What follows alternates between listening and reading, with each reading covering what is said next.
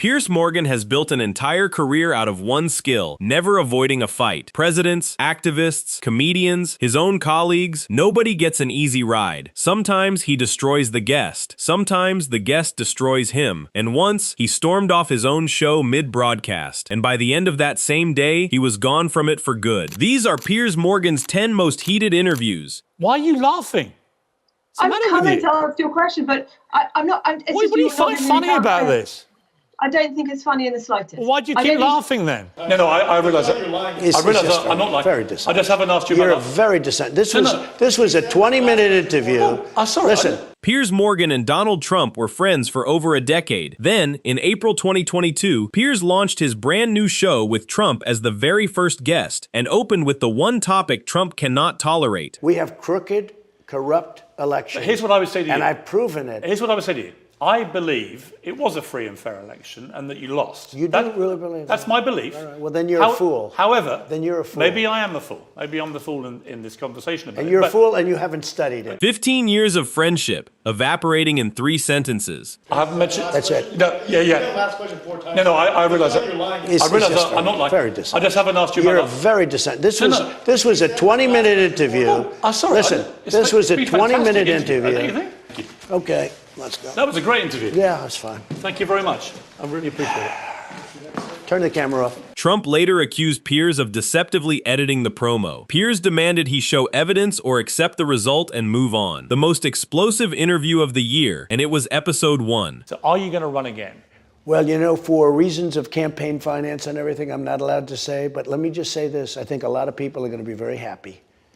So you are going to run? I love our country. Our country is going to hell. I think a lot of people are going to be very happy. So you're going to run? I'm not going to say that, but I think people are going to be happy. In 2017, self-styled seduction guru Richard LaRuina came on Good Morning Britain to explain why he moved to Russia to find a wife and insulted every woman in Britain on the way, calling them overweight, entitled, and famous for complaining. But you've just said that most of the women that you were attracted to were foreign. So, you know, telling women that you're potentially going to date that they're entitled, overweight, and moan all the time. I wasn't telling them that at the time, obviously. May not be the most successful chat-up line. It's not one I would recommend, but No. it was. This is like a process of my experience. I was in the UK until 2009. Watch Piers here. He's not even pretending to be neutral. He points out that the man's name is, after all, literally Richard. If you're healthy, you know, vegan, yoga, you know what Richard then is? probably you're going to find more people Richard, like here's the that bottom in LA. line. People are different all over the world. I think you are right to seek your future in Russia, because I think the chances of you ever having sex in this country again are 0. Even people who can't stand Piers Morgan flooded Twitter to take his side. It remains one of the cleanest knockouts in morning television history. Well, go on, then say what you want to say to their faces. I want to tell you that the women are more beautiful in Russia. Right. Shock, you know, and they're very nice. They're great, honest, so they intelligent don't tell women. you that you're an idiot for thinking those things. Is that what you call nice? Who's they? What, Russian women do you speak Russian? Tell you. Yeah. You do, fluent Russian? Ish. So they can't really understand a word you're saying, can they? Did your wife even know what you were saying when you seduced her? She speaks perfect English and I speak very good Russian. Right. Do you? Yeah. Well, go on then. October 2017. Days after the deadliest mass shooting in modern American history, pro-gun campaigner Dan Roberts told Piers Morgan that hopefully nothing would be done about gun laws. And then he laughed. I was in Las Vegas 6 weeks ago. And you know what? I fancied buying a Kinder Surprise chocolate egg, right? You and I discussed... Piers. No, wait, let me ask a question. I want you to answer... Don't laugh, Dan, it's not funny. 600 people got shot. No, it is funny. Your example is ridiculous. Right, here's the example. This is banned, not just in Las Vegas, not just in Nevada. It is banned in the United States of America because there are little toys... That is absolutely false. It is completely true. You cannot legally no, it is buy not, these and I can prove in America. It, sir. These have are little exactly toys. The kinds of lies that these I'm talking have little about. toys inside which are deemed hazardous. This is a lie, Piers, and you know it. To children. And that smirk is the moment this interview catches fire. What are you going to do about this? We're not going to do much of anything, hopefully. What does the number of firearms that somebody Why would you owns hope have to you do nothing? How can you Because I don't hopefully do believe in nothing? punishing. The two had already clashed the year before, and Piers used the same chocolate egg both times. Whatever side you're on, watching him lose his temper in real time is unforgettable television. What about the rights of the people who got shot? What about the rights of the young children, of the pensioners, of the mothers, of the fathers, of the 59 who were dead, of the 530 who were wounded? What about their rights? Where do the rights of people to stay alive what rights of theirs were supersede violated, your Piers? rights to have a semi-automatic military-style weapon? Spring 2020, Care Minister Helen Whately joined GMB by remote link to answer for the crisis in Britain's care homes. Piers held up a newspaper front page claiming 4,000 feared dead, and the minister appeared to laugh. Daily Mail front page says... The Daily, I'm showing viewers the Daily Mail front page. Okay. I don't know why you're laughing. Why are you laughing? Well, she because can't I see can't. it. You said I'm telling you what it is. that, It's but actually I'm very looking serious. It says 4,000 people may have died in care homes in this country.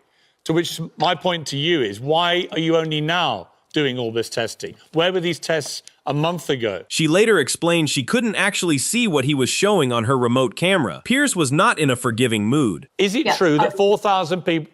Why are you laughing? I'm coming to answer your question, but I'm not. What do you find funny about this?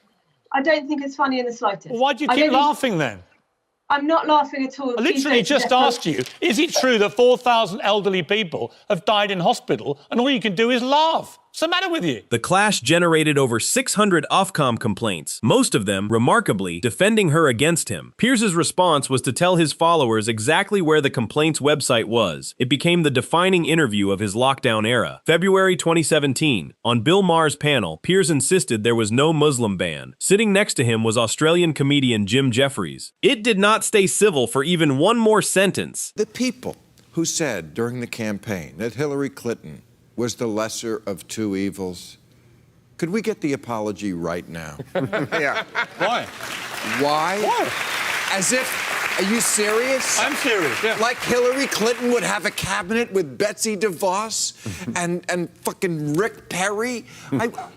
She wouldn't have a Muslim ban. They wouldn't have a Muslim ban. They wouldn't be feuding with everybody in the world. They wouldn't be doing this shit with Russia. Are you crazy?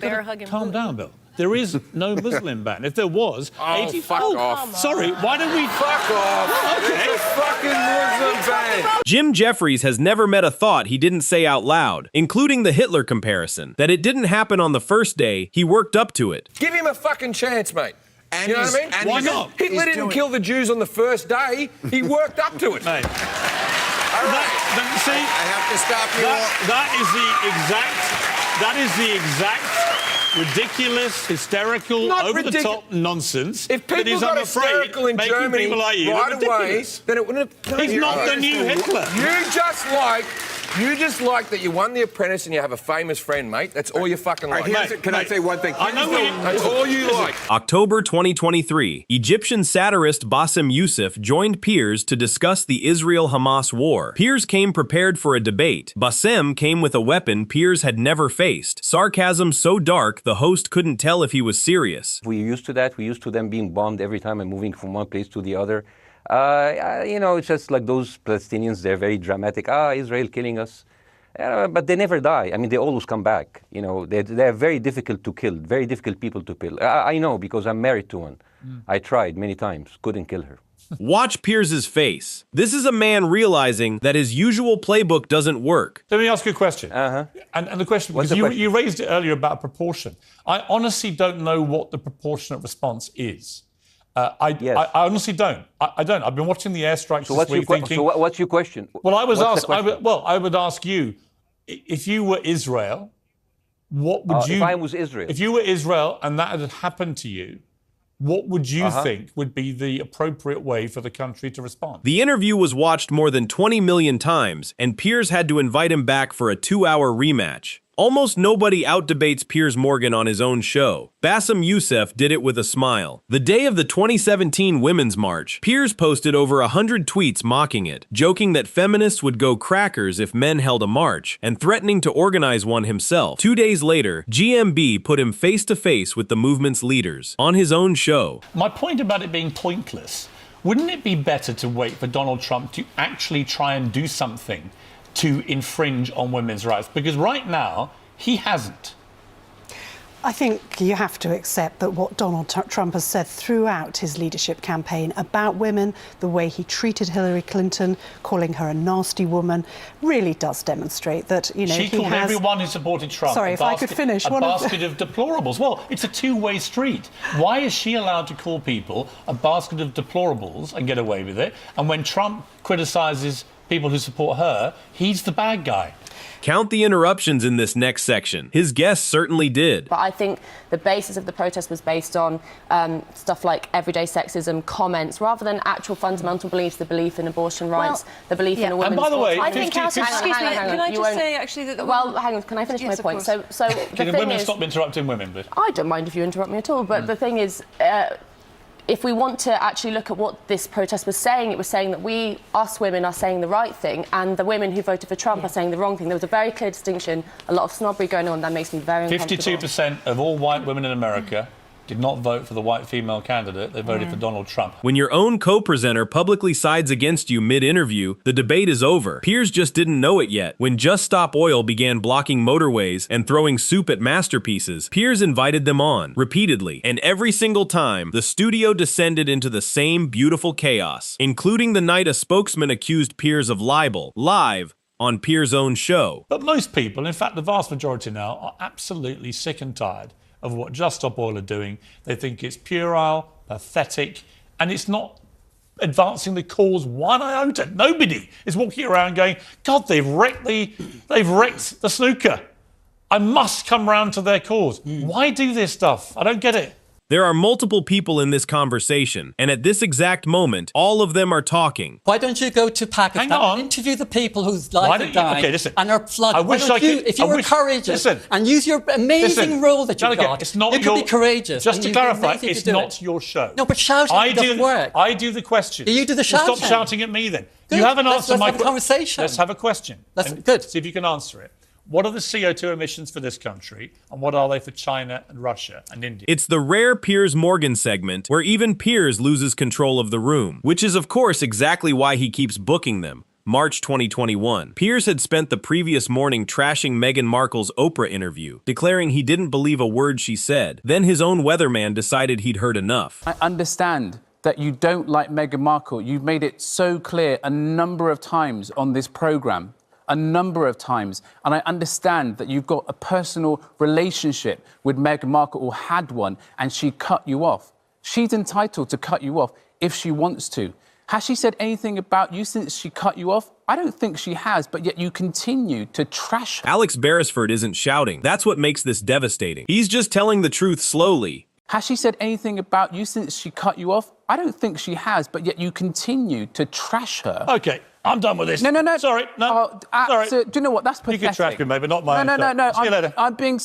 Sorry. Piers said he just went for a cool down, and he did return to the desk that morning. But after a record-breaking avalanche of complaints, by the end of that day, Piers Morgan was gone from Good Morning Britain forever. The weatherman ended a 6-year era. And finally, the wildest interview ever broadcast under Piers Morgan's name, 2013, CNN. After Piers called for gun control, conspiracy broadcaster Alex Jones launched a White House petition to have him deported. It passed 100,000 signatures, so Piers invited him into the studio. Well, we did it as a way to bring attention to the fact that we have all of these foreigners, and the Russian government, the official Chinese government. Mao said political power goes out of the barrel of a gun. He killed about 80 million people because he's the only guy that had the guns. So we did it to point out that this is globalism, and the mega banks that control the planet and brag that they've taken over. Piers Morgan has interrupted every guest he's ever had. Watch him realize this is the one man he physically cannot interrupt. How many gun murders were there in America last year? Do you know? There were about 11,458, and about 74% of those were gang-related, gangbangers shooting each other. You get 3,500 to 4,000. That wasn't the How question. many people died from infections in hospitals? 197,000. Let me just ask you a second That's question. right. How many gun murders were there in Britain? How last many year? great white sharks? No, how many kill people every year, but they're scared to swim? Right. How many gun murders were there in Britain? A very low amount. I already went over those How statistics. Many? Do you know? It was only a few hundred. No. How many gun murders? I actually did pull up the statistics. Here, let me pull them out right here. I figured you'd do that. 10 interviews, 10 explosions, one host who's built an empire out of the argument. Love him or loathe him, you watched to the end. Which clash was the most brutal? Tell us below.